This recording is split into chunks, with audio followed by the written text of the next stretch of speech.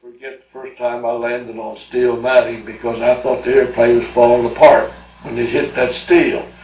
But anyhow, we would take 35 people to a plane, and maybe there'd be 20 or 30 planes a day go to Casablanca. Then they unload them there, and the Air Transport Command would take them from there across to Brazil. Then we would fly back to Fort Leode and gas up the airplanes and check them. And we had a small crew of folks stayed there all the time, checked, and then fly back to Idris the next day, and then get set up, maybe rest a day or two, and then start out again and do the same thing over. So we were hauling several hundred people a day to Casablanca. Well, I had an opportunity to stop at Gibraltar while I was there, and when I did, I didn't have any money the first time I stopped.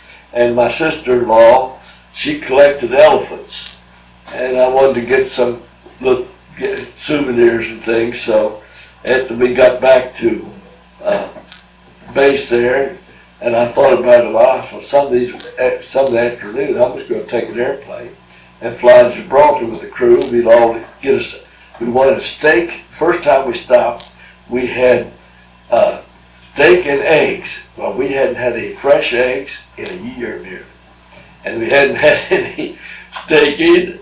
So we had all steak and eggs, and when they come back, the little girl came over and she said, "What would you fellas like to have for dessert?" One of them said, "I'll just have another order of steak and eggs." So all of us ate steak and eggs twice. We really loaded up on it. So anyhow, I went back then later on and picked up the elephants and some pocketbooks and things, of which Jane wore some about after she and I were married.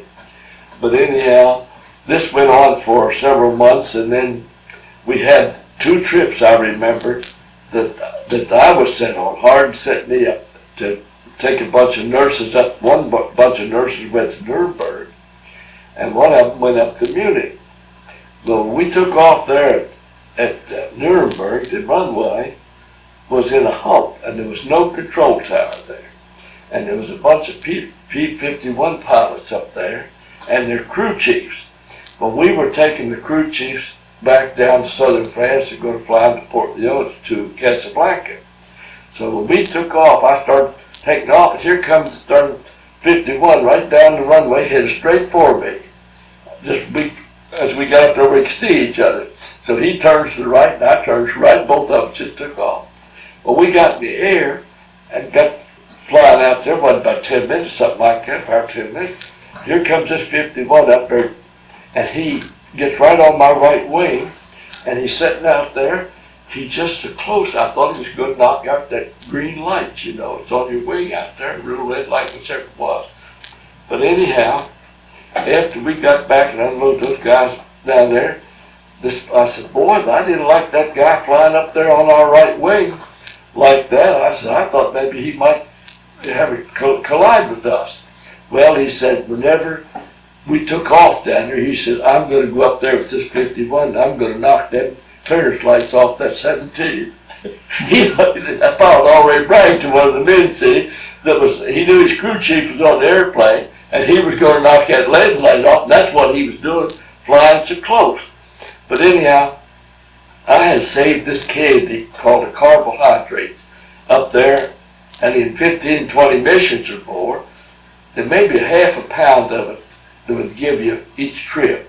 And I just set it aside. Well, I was planning on giving it to the orphans up there at Christmas time, and I was at another base, and I couldn't get home for Christmas, so I still had all this candy, and I just took it to southern France with me. Well, when all these people, French who had fled when the Germans came into France, they went to North Africa, to Casablanca, places like that, and our government told them that we would fly them home free. Well, now, you know those airplanes were cold, there was no cover inside them, they were noisy and rattly and cold and windy, and the kids on there would get sick, and we had people as old as I am now, they were on there too, and it was a real mess flying them back from Port Leone, Africa, to Marseille, France. Well, anyhow, I didn't go very often, But when I would go down, I'd take those carbohydrates with me, and these kids hadn't had any candy for 4, 5, or 6 years nearly. You know, everything was rationed over there, shortage.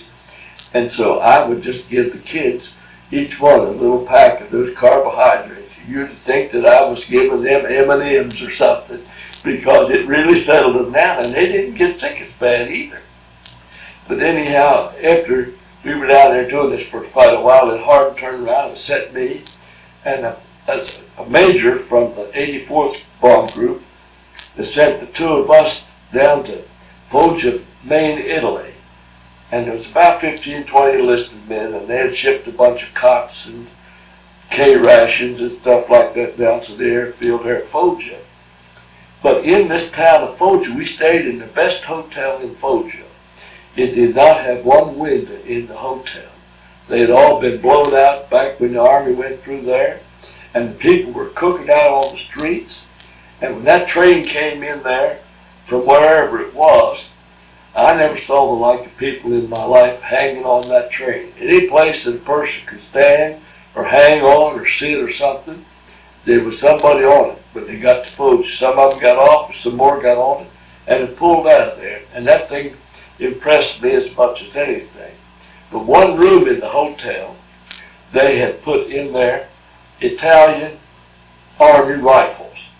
And I guess there was 5,000 of them piled in that room, and I could send all of them home, I guess, if I'd have wanted to, but I wasn't interested in something like that then.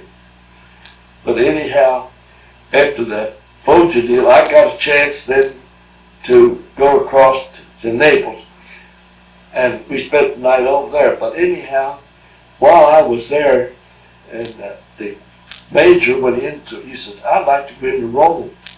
I said, well, go ahead and take a jeep, go in there and Rome, and I'll look after things here. So he came back in about a week, something like that, and he had 5 or 6 cases of Pabst Blue Ribbon beer in aluminum cans. Well, I didn't much drink beer then, don't even now. But I knew how much everybody over there raved about American beer, you know. So I said, how much is down there? He said, I believe there's 600 cases. It was 600 or 800 cases. I said, well, take this 6x6 Army truck here and some enlisted men. And he said, it's in that warehouse, it belongs to the United States Army, and we can have all of it. I said, well, get down there and get it, every bit of it. So they took this 6x6, you know what they were. They were covered, canvas covers on the back and whatnot. And he went down there, they took them in, they loaded them all up and brought them back here, and we split them.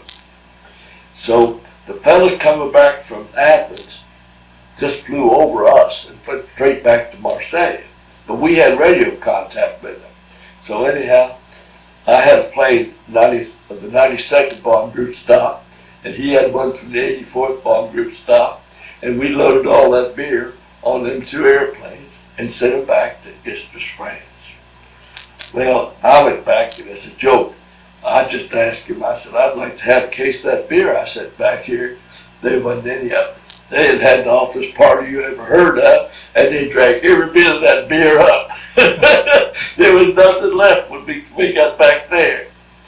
But anyhow, that's where I was till I was ready to come home. And so we flew up to England, and we were stationed up there. We were waiting to come home on a ship. And I got tired of loafing around there, and I said, I'm going to go to London for a few days. And I just signed myself out and went down to London, and I stayed several days more so than I planned on. And when I got back there where we were, nobody was there. All of them were gone. And I said, where are they going? Where is everybody? He says, they're all been shipped out to Liverpool to load up. They're going to go home on a ship. You know, well, I grabbed my bag and I headed for Liverpool. And as soon as I got with him down there, this fellow tells me, he says, now, listen here, he says, well, we're sure glad to see you. He says, you're the ranking officer in this shipment, in this party here. And he says, we got a young fella here the MP's caught down in London, and he has got a chest full of medals, of which he has earned none of. And he's parading around, and I think he even increased his rank 3 or 4 ranks or something, you know. So anyhow, I said, well, send him in here. So I went in the office. He came in, and I, stern as I could manage, you know, I kind of chewed him out a little bit and told him, now listen, you come within a hair now of being over here, and everybody else is going home. And I said, I don't want you walking around with all these medals and stuff you don't earn. You can only have what's on your 401 or whatever it was. And so I turned him loose right then. And then we boarded this Bloemfontein, was a Dutch ship, and started home. And that's where I got this pistol that's upstairs in the case now.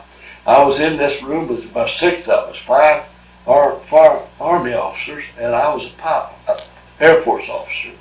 And one of them guys opened up a box, and he had a box full of pistols. And I said, I don't need a pistol. What do I need a pistol for? He said, well, these are some I just picked up off these Germans out here, and I don't want all them pistols, and I've got no use for them at home. He said, he just threw one across the floor at me and give everybody in there that didn't have one, they all got a pistol. But if I had to do over again, I'd have told him, give me one of them P-38s that was very expensive nowadays. But anyhow, that's how I got that Browning automatic upstairs. He had taken it off a German soldier over there. Well, that's all it was until we get into the next series here. This under the elephant here is part of 2 bookends, and also the handbag that I picked up in Gibraltar as souvenirs. And these were from my sister-in-law, and at that time I had never met Jane. I didn't know there's anybody like this in the world. But anyhow, I've got to tell you a little bit about that runway there at Gibraltar. The runway comes in over water and goes out over water, and the people who come over from Spain and drive trucks and stuff back and forth to Gibraltar to work have to drive right across the runway.